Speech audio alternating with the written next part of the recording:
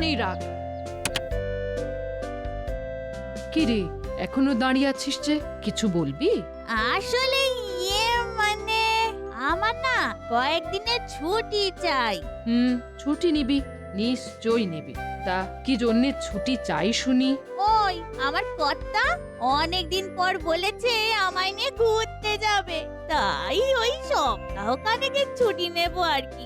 বাহ বাহ, তোর কর্তা কি ভালো, তোকে ঘুরতে নিয়ে যায়। কিন্তু তোদের মহারাজকে দেখ, রাজবাড়ি ছেড়ে নড়তেই চায় না। যেন বুড়ো বট গাছের মতো রাজবাড়ির মধ্যে মহারাজেরও শিকড় গজিয়ে গেছে।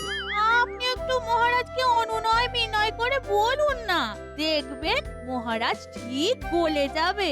দেখি, এবার বলবো, নিশ্চয়ই বলবো। আর না নিয়ে গেলে একেবারে চেপে ধরবো।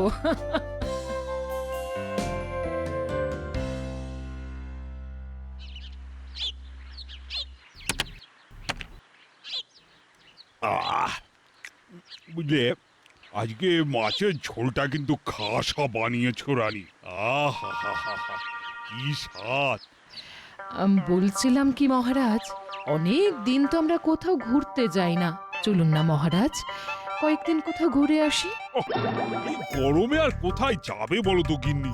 বাড়িতে আছি, এই বেশ আছি। আর রোদে বেরোলে মনে হয় যেন চাঁদি একেবারে ফেটে যায়। আমরা আমরা কোনো পাহাড়ি জায়গায় যেতেই পারি তো? ওখানে এখন বেশ ঠান্ডা। তা অবশ্য তুমি ঠিক কথাই বলেছো, কিন্তু কিন্তু নয় মহারাজ, কোনো কিন্তু নয়।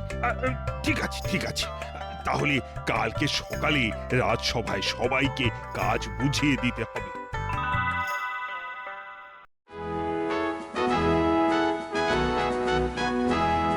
শোনো, আজ তোমাদেরকে একটা বিশেষ ঘোষণা করতে চলেছি। কি ঘোষণা মহারাজ?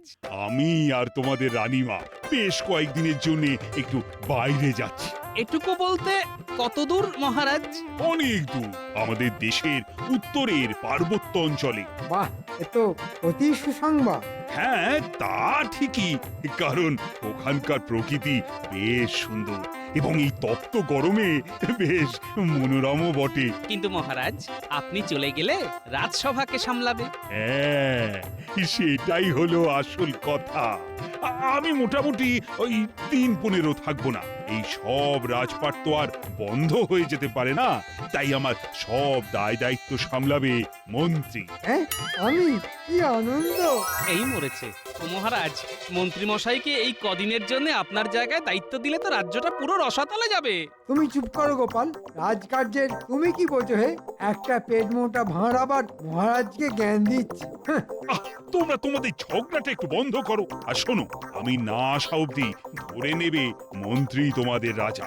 আর যেহেতু আমার পরেই মন্ত্রীর স্থান, তাই আমি মন্ত্রীকেই এই দায়িত্ব দিয়েছি। কিন্তু মহারাজ, এর আগেও তো অনেকবার মন্ত্রী মশাইকে দায়িত্ব দিয়েছেন, কিন্তু উনি প্রত্যেকবারই আপনাকে কোনো না কোনোভাবে বিপদে ফেলেছেন।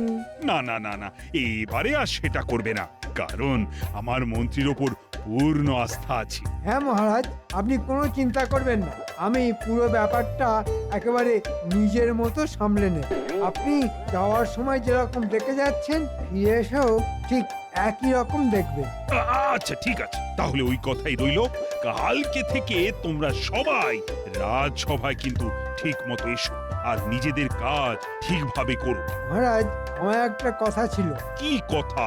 দেখুন মহারাজ, একটা রাজ্য বা রাজসভা যাই চালায় না কেন, তার জন্যে রাজার আদেশ তার প্রজাদের এবং রাজসভাসদদের শোনা উচিত।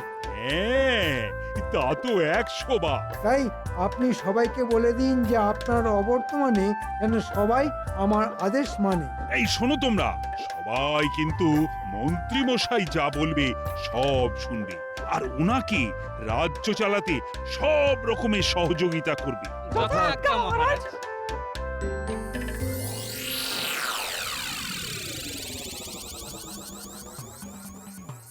দূর দূর দূর, মহারাজ এরকম একটা বিচার বিবেচনাহীন সিদ্ধান্ত কিভাবে নিলেন কে জানে। এবার আমাদের রাজসভার সবাইকে জ্বলে পুড়ে মরতে হবে। কি গো, এই কাঠ ফাটা গরমে কি এত চেঁচামেচি করছো বলো তো? আর না চেঁচিয়ে কি করব বলো? এখন আগামী 15 দিনের জন্য মন্ত্রী মশাইয়ের হাতে রাজ্য চালানোর দায়িত্ব। আর মানে তো কলমে মন্ত্রী মশাই এ রাজ্যের আগামী 15 দিনের রাজা। হ্যাঁ, তাই আর কি, আমাদের সাজা। রক্ষে করো ঠাকুর, রক্ষে করো। কে জানে তোমার সাথে আবার উনি কিরকম ব্যবহার করবে। ওহ, সেটাই তো আমি বুঝতে পারছি না। দাও এখন খেতে দাও দেখি, তারপর কালকে কি হবে দেখা যাবে।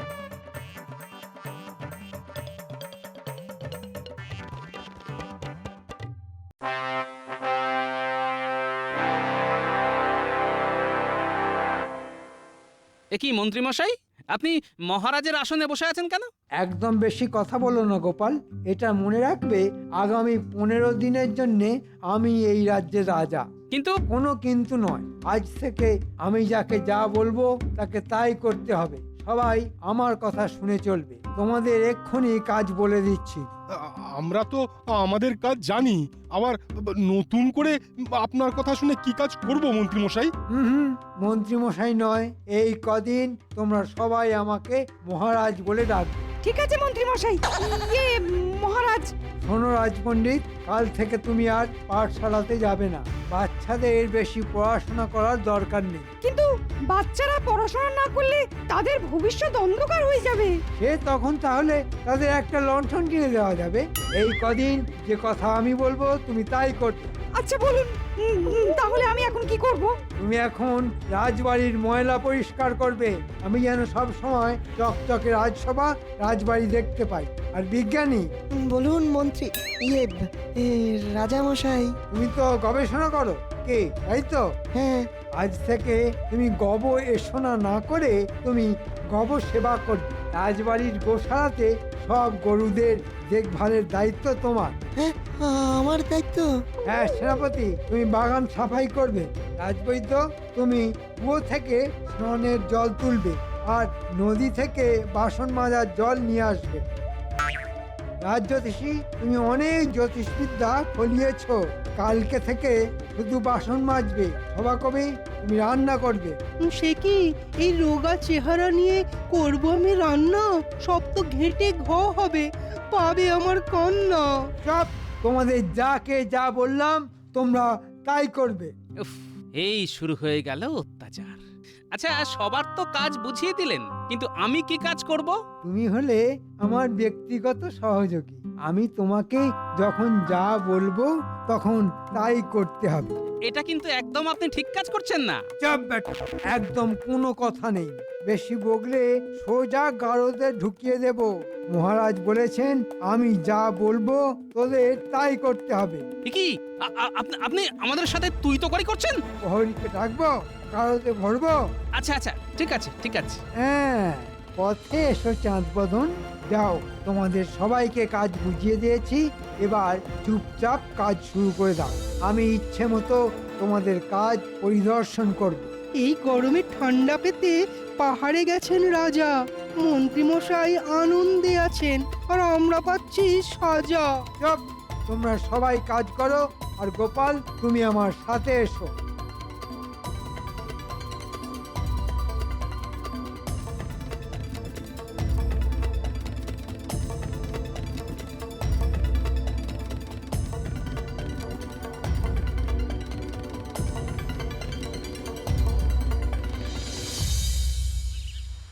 গোপাল, তুমি আমার এই ঘরটা ঝটপট মুছে ফেলো। হ্যাঁ, আমি আপনার ঘর মুছবো? হ্যাঁ, ঘর দুয়ার সব মুছবে, পরিষ্কার করবে, বাসন মাজবে।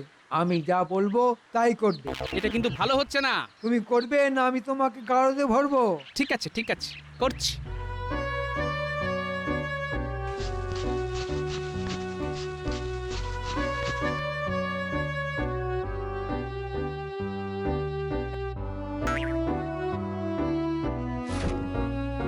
এই গোপাল, আর একবার একটু ঘরে এসো। বলুন। দেখো ঘরের মধ্যে কিরকম ফলের খোসা ছড়িয়ে আছে। এগুলো পরিষ্কার করে জায়গাটা আর একবার মুছে ফেলো। হ্যাঁ, এই তো পরিষ্কার করলাম। আবার কর, এটাই তো তোমার কাজ। অনেক দিন শুধু লোক হাসিয়ে মহারাজকে ফাঁসিয়েছো আর ট্যাঁকে টাকা ভরেছো।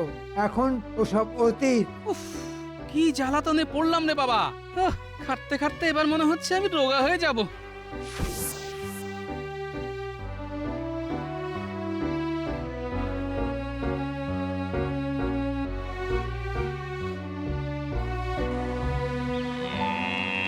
ধুর ধুর, এসব দুধ দোয়া গোয়াল পরিষ্কার করা কি আমার কাজ?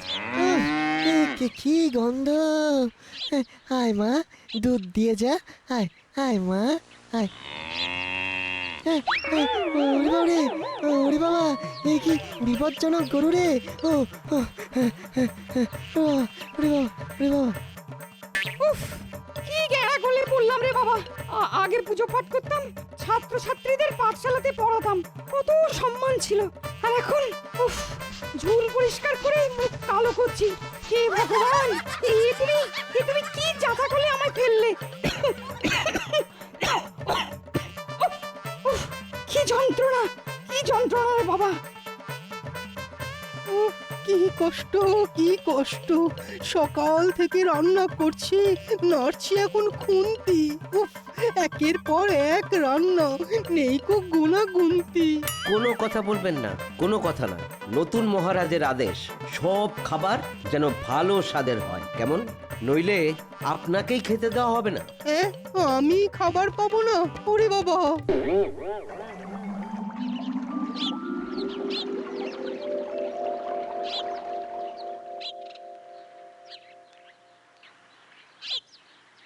এ কি রাজজ্যোতিষী মশাই, আপনি এসব এঁটো বাসনপত্র নিয়ে কি করছেন?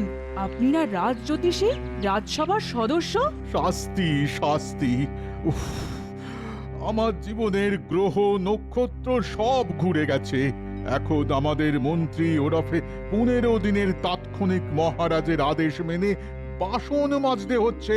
এ কি, আপনি সবার ভাগ্য গণনা করেন আর আপনার কপালে এরকম দুর্ভাগ্য?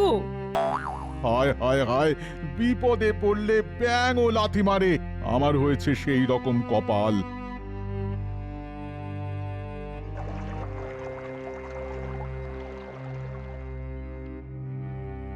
সেই কখন থেকে খাবার হাতে নিয়ে বসে আছি, এখন উনি এলেন না। একটু মায়া দয়া নেই গো, বাড়িতে বউ না খেয়ে বসে আছে। ও ও গিন্নি, মরে গেলাম গো, মরে গেলাম। একটু হাওয়া করো, হাওয়া। এই তো যাই। কি তোমার অবস্থা? হ্যাঁ, রাজসভা ছেড়ে মাঠে ঘাটে চাষবাস করতে গেছিলে নাকি? আর কি করব বলো গিন্নি, সকাল থেকে মন্ত্রী মশাইয়ের আদেশ মেনে খেটেই চলেছি। আমাকে দিয়ে সব কাজ করাচ্ছে।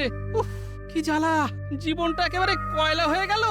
কি বলছি, তুমি কিছু বলছো না কেন? হ্যাঁ, কিছু বলতে গেলেই বলছে গারদে ঢুকিয়ে দেবে। আচ্ছা, তুমি মুখ হাত ধুয়ে খেতে বসো, আমি ভাত বেড়ে দিচ্ছি।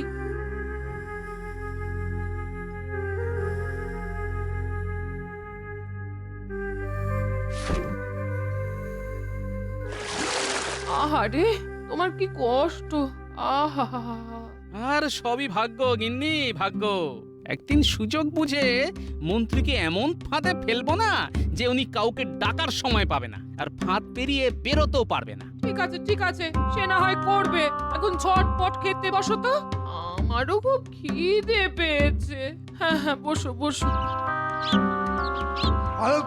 ভালো করে বাগানে যেন একটাও পাতা পড়ে না থাকতে দেখি। বাপরে বাপ, ভালো করে করছি তো, ঝাঁট দিতে দিতে কোমর ব্যথা হয়ে গেল। ওসব বললে চলবে না। মুগুর ভেজে এইরকম একটা তাগড়াই চেহারা বানিয়েছো, তাহলে ঝাঁটা ধরতে তোমার সমস্যা কোথায়? হ্যাঁ, আপনি কিছুক্ষণ ওই ঝাঁট দিয়ে দেখুন না। হ্যাঁ, কি বললে সেনাপতি? কৃষ্ণনগরের বর্তমান রাজা ঝাঁট দেবে? এক্ষুনি কান ধরে দাঁড়াও, নইলে সোজা কারোতে ভরে দেব। আচ্ছা ঠিক আছে, আপনি তো দেখছি যখন তখন চমকাচ্ছেন।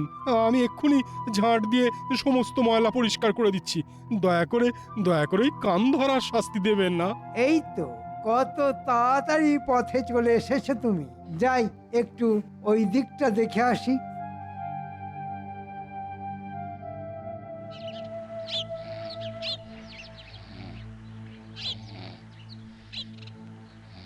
একই আসবই তো। তুমি এখানে কুয়োর সামনে বসে পড়ে পড়ে ঘুমোচ্ছ? আসবই তো, আসবই তো। আমি স্নানের জল কোথায়? এই তো এক্ষুনি তুলে দিচ্ছি। শুধু ফাঁকি? কাজের সময় ঘুমালে একদম ধোলাই দিয়ে সব ফাঁকিবাজি বের করে দেব।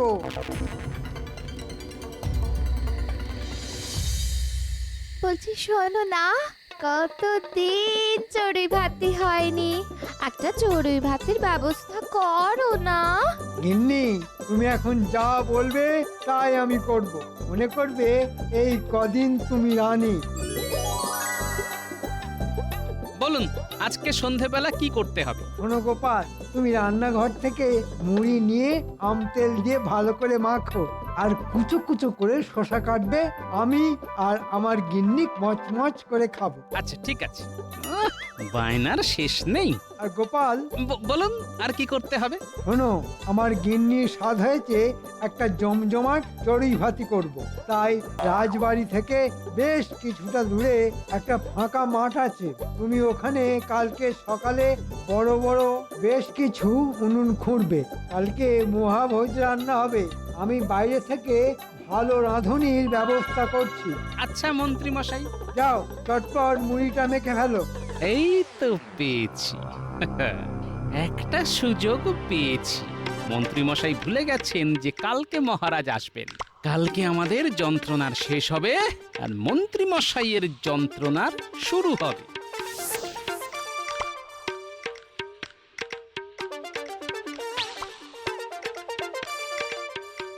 কি গোপাল, তুমি? শোনো বিজ্ঞানী, আমার কালকে সকাল সকাল বেশ কয়েক বালতি গোবর লাগবে। তুমি জোগাড় করে দিতে পারবে? হ্যাঁ, তা পারবো না কেন? এতগুলো গরু, এত গোবর, হ্যাঁ নিশ্চয়ই পারবো। ঠিক আছে, আমার কালকে ভোরের মধ্যে অনেক গোবর চাই। আর একটা কথা আছে, এটা তুমি সবাইকে বলে দেবে। কি কথা? তাহলে তো জমে ক্ষীর। হ্যাঁ, এই দেখো, গরুর সঙ্গে থাকতে থাকতে দুধ ক্ষীর ছাড়া কিছু মাথায় আসছে না।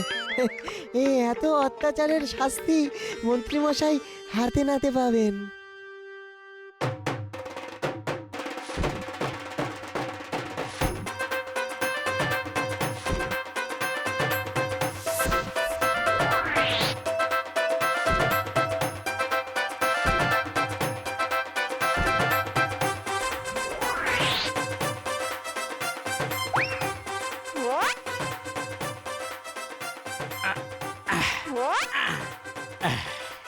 এই এতে মোটামুটি হয়ে যাবে। এবার এই ঘোড়াটা এখানে বসিয়ে দিই, তারপর শুরু হবে খেলা। বাবা, আমার নামও গোপাল ভাঁড়। আমার এক চালে মন্ত্রীর কাঁপবে হাড়।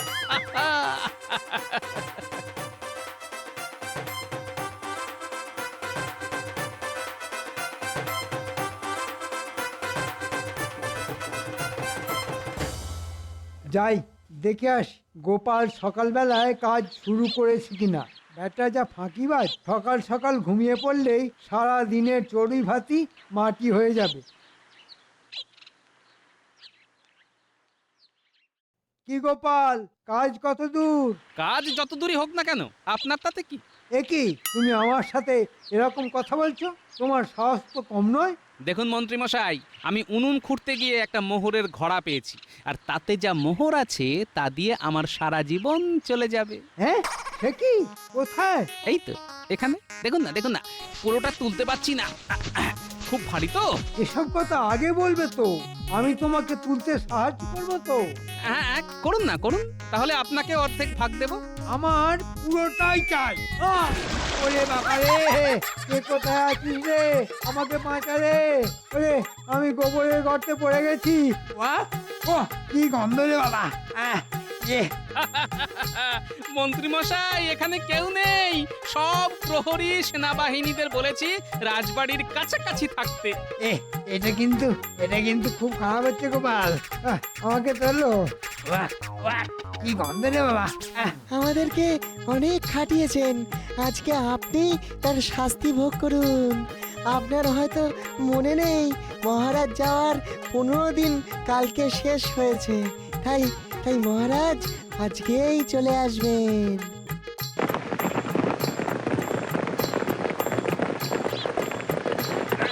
এই থামাও থামাও থামাও, গাড়ি থামাও। ওখানে মাঠে সব সভাসদ সকাল সকাল জমায়েত হয়ে আবার কি করছে? ওই দেখুন, বলতে বলতে মহারাজ এসে গেছেন। এখানে কি করছো তোমরা? চড়ুই ভাতি মহারাজ, মন্ত্রী মশাইকে আমরা ওনার কৃতকর্মের উপযুক্ত শাস্তি দিচ্ছি। আমাদেরকে অনেক খাটিয়েছেন।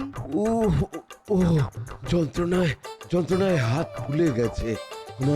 আমার নিজেরই কোনো ওষুধ কাজ করছে না। কি কি করেছেটা কি মন্ত্রী? কি করেনি জিজ্ঞেস করুন। আমাদের ভয় দেখিয়ে চাকর বাকরের মতন খাটিয়েছে। ছি ছি ছি ছি মন্ত্রী, তুমি এত নিচে নামতে পারলে? ভুলে গেছে, ক্ষমা করে দিন। ভুলে গেছে। তুমি ওখানেই থাকো। চলো চলো, তোমরা মন্ত্রীকে তোমরা উপযুক্ত শাস্তি দিয়েছ। আগামী 3 দিন ওই গোবরের গর্তের ভেতরেই থাকবে।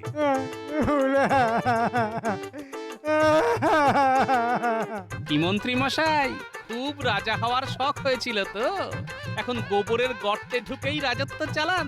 ভাবুন, ওই গর্তই আপনার রাজ্য।